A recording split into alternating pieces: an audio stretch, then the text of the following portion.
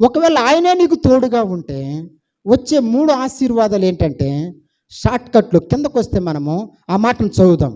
ఏమని ఉందంటే, ఆయన తోడుగా ఉంటే మనకు వచ్చే ఆశీర్వాదాలు. దేవుడు రాజైన హిజ్కియాకు తోడుగా ఉన్నాడు. తోడుగా ఉన్నప్పుడు వచ్చిన దీవెనలు, ఆ మాటను మనం చదువుదాం. అలాగనే దేవుడు నీకు తోడుగా ఉన్నా కానీ ఆశీర్వాదాలు వస్తాయి. చూద్దాం రండి, చదువుదాం.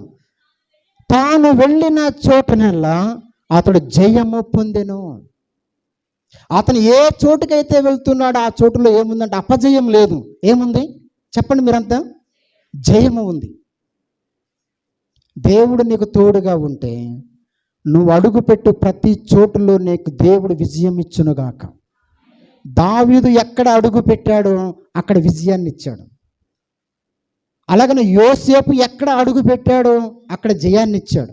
ఎందుకని? యోసేపుకి యెహోవా తోడై ఉన్నాడు. సోదరి స్నేహితుడు, ఈ వాక్యం వింటున్న మన జీవితాల్లో దేవుడు మనకు తోడై ఉండునుగాక. మనం అడుగుపెట్టు ప్రతి చోటులో, మనం చేస్తున్న ప్రతి ప్రయత్నములో, పోరాడుతున్న ప్రతి పోరాటములో, చేస్తున్న ప్రతి ప్రార్థనలో, చేయబోతున్న ప్రతి ప్రయత్నములో, ప్రయాసపడుతున్న ప్రతి ప్రయాసలో నీ దేవుడైన యెహోవా మనకు జయము ఇచ్చునుగాక. ఆయన తోడుగా ఉంటే నీకు జయం వచ్చింది. రెండో విషయం కిందకు వస్తే, ఆయన అడుగుపెట్టిన ప్రతి చోటులో కూడా ఆ హిజ్కియాకి జయం వచ్చింది. ఇంకా కిందకు వస్తే శత్రు సైన్యం వచ్చింది. ఆ శత్రు సైన్యం ఏం చేసిందంటే ముట్టడి దెబ్బగా వేసి ఓడించి రాజైన హిజ్కియా మొత్తాన్ని తీసుకొని వెళ్ళాలని అషూర్ రాజు వస్తాడు. అషూర్ రాజు వచ్చినప్పుడు దేవుడు అతన్ని ధైర్యపరుస్తాడు. ఏమని అంటాడు? ఆ మాటను చూద్దాం రండి. 32వ వచనం 19వ అధ్యాయం, 2వ రాజుల గ్రంథం 19వ అధ్యాయం 32వ వచనం ఇలాగ వ్రాయబడి ఉంది. కాబట్టి అషూరు రాజును గూర్చి యెహోవా సెలవిచ్చినదేమనగా, అతడు ఈ పట్టణంలోనికి రాడు, దాని మీద ఒక బాణమైనను ప్రయోగింపడం, ఒక క్రీడమైనను దానికి కనపరచడం, దాని ఎదుట ముట్టడి దెబ్బ కట్టడు. అక్కడ దేవుడు చెప్తున్నాడు, హిజ్కియా నువ్వు భయపడమాకు, అషూరు రాజు రాలేడు, వచ్చి నిన్నేమీ చేయలేడు, నీ మీద గెలవలేడు. నేను నీకు ఏమిస్తున్నానంటే విజయాన్ని ఇస్తున్నాను అని చెప్పి అక్కడ ఏమైనా ఉందంటే విజయం ఇచ్చినట్టుగా అధ్యాయం మొత్తంలో ఉంది. దేవుడు హిజ్కియాకు తోడుగా ఉంటే మొదట జయం వచ్చింది, రెండోది శత్రు దేశం మీద విజయం వచ్చింది. దేవుడు నీకు తోడుగా ఉంటే నువ్వు రాసే ప్రతి పరీక్షలో నీకు విజయము దేవుడిచ్చునుగాక.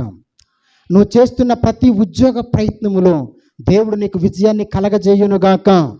నువ్వు ఏ కుటుంబంలో రక్షించబడాలని, భర్త మారు మనసు కొరకు, భార్య మారు మనసు కొరకు, అలాగనే పిల్లలు మార్పు చెందడం కొరకు, పిల్లలు ఆశీర్వదించబడాలని, అప్పు సమస్యల్లో, ఆర్థిక సమస్యల్లో ఒకవేళ అపజయాల అవుతూ ఉంటే దేవుడు నీకు తోడుగా ఉండి నీవు చేస్తున్న ప్రతి ప్రయత్నములో దేవుడైన యెహోవా నీకు విజయాన్ని అనుగ్రహించునుగాక. దేవుడు తోడుగా ఉంటే రెండవది విజయం వచ్చింది. శత్రు సైన్యం నుంచి విజయం వచ్చింది. నిన్ను కొడదామని, నిన్ను ఆపుదామని, నిన్ను ఆటంకపరుద్దామని, నిన్ను అవిశ్వాసంలో పడవేద్దామని ఇంట్లో వాళ్ళే ఒకవేళ శత్రువులు అయితే, లేకపోతే సంఘంలో ఉన్నవారే శత్రువులు అయితే, సమాజంలో ఉన్నవారే శత్రువులు అయితే, ఆ శత్రువుల మీద నీ దేవుడైన యెహోవా నీకు తోడయ్యుండి నీకు విజయము అనుగ్రహించునుగాక. ఆ మూడవది, మొదటిగా జయం ఇచ్చాడు, రెండవది విజయం ఇచ్చాడు, మూడవది అదే 2వ రాజుల గ్రంథం 20వ అధ్యాయంలోకి వస్తే ఆయనకు ఒక మరణకరమైన వ్యాధి వచ్చింది. ఆ మరణకరమైన వ్యాధి వచ్చినప్పుడు దేవుడి వైపు కన్నీళ్లు విడుస్తూ ప్రార్థన చేసినప్పుడు ఆ యెషయా ప్రవక్తతో మాట్లాడుతూ హిజ్కియాతో చెప్పు, నేను అతన్ని బాగు చేస్తాను, అతని ప్రార్థన నేను ఆలకించాను, అంగీకరించాను, అతనికి ఆయుష్నిస్తున్నాను, ఆరోగ్యం ఇస్తున్నానని చెప్పినప్పుడు అతను వచ్చి నువ్వు అంజూరపు పండ్ల ముద్దను నీ యొక్క అనారోగ్యపు కురుపు మీద, పుండు మీద ఉంచు, దేవుడు నీకు స్వస్థత ఇవ్వబోతున్నాడు అని చెప్పినప్పుడు రాజైన హిజ్కియా అలాగనే చేశాడు. ఆ మరణకరమైన వ్యాధిలో నుంచి దేవుడు అతనికి విడుదలను కలగజేశాడు. హిజ్కియాకు దేవుడు తోడుగా ఉంటే మొదటిగా జయం వచ్చింది. ఆయన అడుగు పెట్టిన ప్రతి చోట్లో జయం వచ్చింది. రెండవది శత్రువుల మీద విజయం వచ్చింది. మూడవది మరణకరమైన వ్యాధి వచ్చినప్పుడు ఆ వ్యాధిలో నుంచి విడుదల వచ్చింది. ప్రియమైన సోదరి స్నేహితుడా, యేసుక్రీస్తు ప్రభు నిన్ను నన్ను మనందరినీ ప్రేమించి ఆయన ఆత్మస్వరూపిగా వచ్చి మనందరి కొరకు కలవరి శిలువలో ప్రాణం పెట్టి సమాధిని గెలిచి ఆయన తిరిగి లేచి సజీవుడిగా సంచరిస్తూ ఎక్కడైతే 2 లేదా 3 నా నామం పేరిట కూడి ఉంటారు వారి మధ్యలో ఉంటానని వాగ్దానం చేసిన దేవుడు ఆయన ఉన్నాడు. ఆయన నీకు తోడుగా ఉండాలి అంటే ఆ ఉన్న దేవుని యందు, లేని వాటి మీద కాక ఉన్న దేవుని యందు, ఉండే దేవుని యందు, ఉంటానని చెప్పిన దేవుని యందు విశ్వాసం ఉంచుదుముగాక. ఆయననే నిన్ను ప్రేమించి నీ కొరకు ప్రాణం పెట్టిన యేసయ్యను మాత్రమే మనం హత్తుకుందుముగాక. ఆ 3వది, ఆయన ఏమైతే నీతో చెబుతున్నాడో వాటి ఆజ్ఞలను హిజ్కియా వలె అనుసరించుదుముగాక.